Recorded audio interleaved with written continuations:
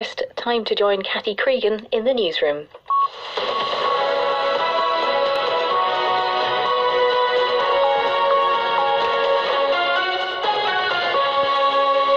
Good evening. NATO is relocating staff from Ukraine's capital, Kiev, to the west of the country and to the Belgian capital, Brussels, for their safety. Meanwhile, the Ukrainian president has described his country as a shield against Russia as he demanded more support from Western allies in the face of a feared invasion. Volodymyr Zelensky ignored warnings not to leave the country and attended the Munich Security Conference in person.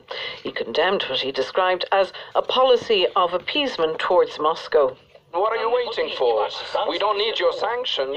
After the bombardment will happen, and after we will have no borders, after we will have no economy, or parts of our countries will be occupied. So when you're asking what can be done, lots of different things can be done. We can even provide you the list.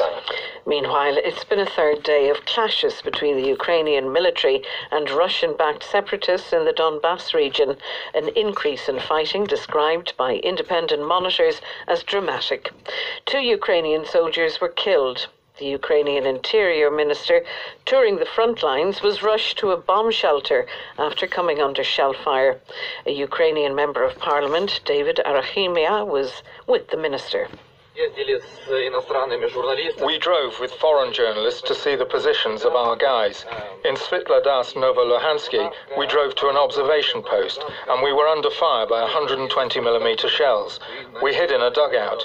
The foreign journalists were shocked.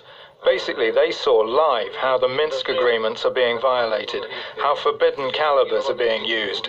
Our observation post was far from where people live, so shelling the outpost was not necessary.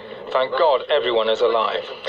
The Ukrainian ambassador to Ireland has urged the country to support tough sanctions against Russia if it launches an invasion. Larisa Garasko addressed members of the Ukrainian community at an event in Dublin tonight as fears grow for their families back home. In other news, the ESB estimates that just under 1,000 customers will be without power for a second night tonight following Storm Eunice. At one point, 80,000 premises were without electricity. Crews spent today restoring supplies to homes and businesses, the majority of these in Wexford, Cork and Kerry. RTE Radio 1 weather with Grant.